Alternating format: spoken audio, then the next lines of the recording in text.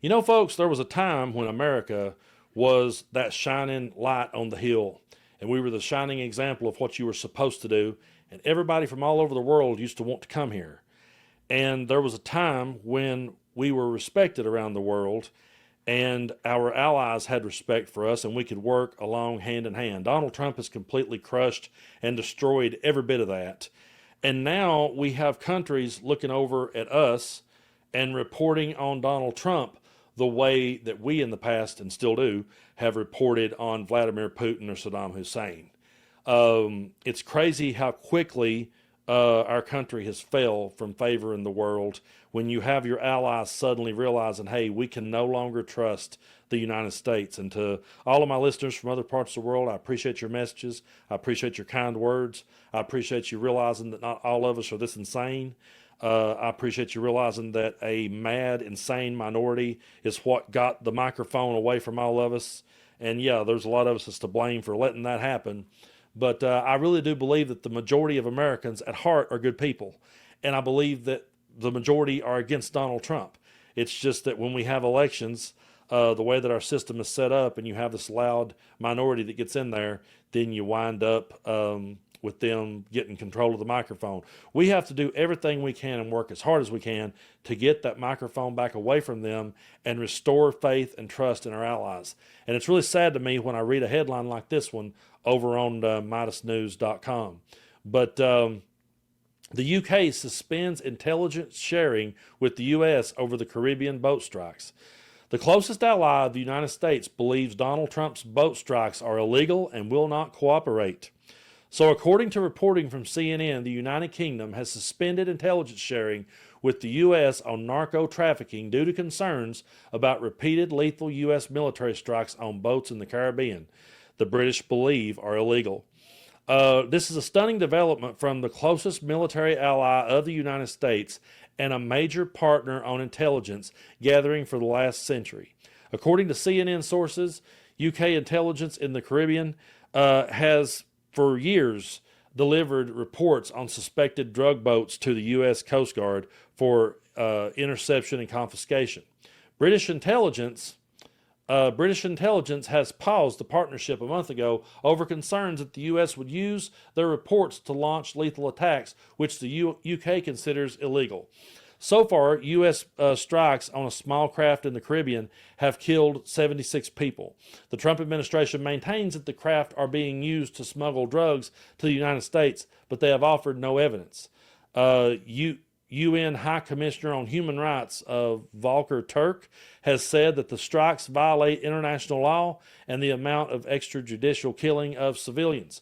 The news from the UK is especially embarrassing for Trump after touting 2 state visits to London where he was wined and dined by the British government earlier this year, and this is a developing story. And I do realize something as I'm reading that article. I don't want to get sidetracked here, but I do realize, and I don't know why I do this, but I do realize that sometimes I say Caribbean and sometimes I say Caribbean. I don't know why I do that, but when I'm reading, I go, why did I pronounce that word different twice? I don't know. I have a hard time with certain words if we're just going to peel back the curtain for a minute. And I have people reach out to me and say, hey, Brando, it's Iran. It's not Iran. And I'm like, oh, sorry, it's just growing up here in the South. I could do a whole segment on words that I thought, because people speaks in a way around here that for years I thought the wind chill factor, I thought it was the windshield factor for a long time. So I'm doing the best I can. But anyway, getting back to the moral of this story, which is a sad one, I never thought I would live in a world where our closest ally wouldn't trust us and would look over at us and say, what you're doing is illegal and we can't get behind that and we can't go to bat for that. And again, we were the country that was supposed to lead by example. And we were the country that was supposed to spread democracy, not raise up a dictator to where people would look over at him and see him for the criminal that he is. And they can do it all day long under this banner of we're trying to stop drugs from coming into the country. And I want to say this. I have never met a liberal, progressive, Democrat, whatever you want to call people on our side of the aisle, independent. I've never met anyone that said, oh boy, yeah, we need drugs brought into this country. And people that smuggles drugs should just be allowed to walk free. We've never said that. We don't believe that for a second. Folks, today I would like to talk to you about a way that I've found to buy furniture that has made my life so much easier. If you're anything like me, you'll be sitting there looking online, you'll see a couch you really love, and then you see that price tag and you feel personally attacked. You find yourself saying, dang, this thing costs more than my car. How am I ever going to afford this? Well, that's where dupe.com comes in. It's a genius tool that helps you find high-quality, budget-friendly versions of the expensive pieces that you've been eyeing. It's stupid easy to use. Just type / in front of any product URL and bam, it shows you lookalikes that won't drain your savings account. And these ain't shady knockoffs. Most of the time, they're made in the exact same factories, just sold under a different name with a way scarier price tag. So that $6,000 couch that you see these influencers sitting on and you say to yourself, man, I would really like to have one of those. Well, Dupe can probably help you find that for around $1,200. Same vibe, and you don't have to sell a kidney. Dupe.com is really easy to use. Just type dupe.com / before any product URL in your browser. And boom, it instantly finds you less expensive alternatives. They even have an app and a browser extension that you can download. No account required, no sign up required. It's completely free to use. So stop wasting money on brand names and start saving with dupe.com today. We don't think that the drugs should be allowed to come here. We think the people bringing them here should be punished to the fullest extent of the law. But we believe that if they're going to be punished to the fullest extent of the law, then there has to be evidence. And they have to have due process, no matter what kind of criminal they are, no matter what level that they are. And if it comes down to a moment of, we got to bring them in dead or alive, well, you better have the right evidence that proves beyond any shadow of a doubt that, hey, that's who we got to go after. You don't just randomly fire on people and kill people and then go around flexing and bragging and going, we're killing all the right people. And how do you go from being the No More Wars president to this? How does his followers jump through that hoop and be okay with it? Truth of the matter is, I've always felt like that Republicans, when they shout we're anti-war, I've never believed them. I believe that people on our side are anti-war because we always have been. We've been that way as long as I can remember, and you can go back and study your history. We've always been the ones going, no more wars. But I've always felt like that the reason MAGA shouted it is because they were jealous that they're not the ones that started it. You know, it's like we didn't start that one, so hey, let us start one, let us kick ass. Because whenever, Bush and Cheney was in starting one war after another, I mean, Toby Keith made a career out of writing songs about it, and every redneck around here cranked them full blast and danced around, and thought it was the greatest thing ever. And if you criticized Bush and Cheney and the war in Iraq or anything they were doing, they would say you were unpatriotic and you didn't love your country and that you didn't support the troops. And I'm like, no, I actually do support the troops. That's why I don't want them sent into a war they shouldn't be in. I don't want to see them sent there on false pretenses. If Saddam Hussein was not linked to 9/11 and he didn't have weapons of mass destruction, then why did you lie and tell us that that's why you were going? And why have we lost all these soldiers? And why have all these innocent Iraqi people died? We've always been the anti-war party. We've always been the ones that spoke out against war. And we always will be.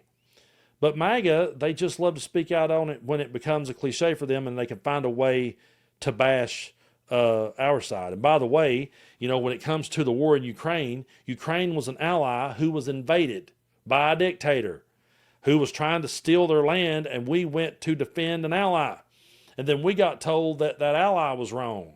And then we saw Zelensky get brought into the Capitol and just get to the White House and just be made a mockery of. That's still to this day one of the saddest things I've ever seen in this country is that meeting that they had with Zelensky, where him and Vance just talked down to him so bad. That was such a embarrassing moment for us. And just when you think it can't get any more embarrassing, you read that one of your biggest allies, someone you have worked alongside of for years, looks over at you and says, you know what, we can't trust you anymore. When you have the United Kingdom looking over at us the way we've looked over at the Saddam Husseins of the world, you have badly jumped the shark, Fonzie. You have went completely out of what we were ever supposed to be about. And it's crazy to me that we're even having to say it. And that's why. This is another reason why. We could sit here and we could pull up one exhibit after another and say to Democrats, this is why you don't cave. This is why you don't negotiate. You do not reason with this dude. This is why.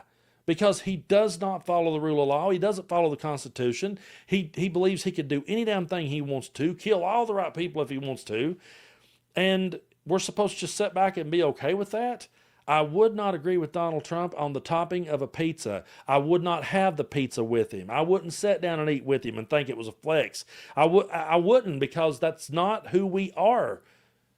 He's not who we are. He does not represent the United States of America the way that it was meant to be represented. When you have one of your allies looking over and saying, we don't trust you anymore, that's something that no one, and it shouldn't be about politics. It shouldn't be about this gotcha style of politics. I ain't sitting here saying this just to one-up a Republican. I'm trying to say this because the Republican Party was the party of my grandfathers, who were both reasonable men, one of which fought for this country. And I just look at this and I say, how can you get behind this? How can you be okay with that? I understand they think they're on some kind of reality show and they're just trying to win and get to the next show so they can flex. But if you want to watch reality shows, watch them. If you want to watch the WWE, go turn it on. But we don't need it in our government. And we don't need people reacting to politics the way that they do WWE. It's just sad. Those kind of stories to me are sad and depressing. And they always have been and always will be. I want us to be the country that the rest of the world looks to for leadership. And as long as Donald Trump is at the Oval Office desk, no country in their right mind would ever look to us for any form of leadership.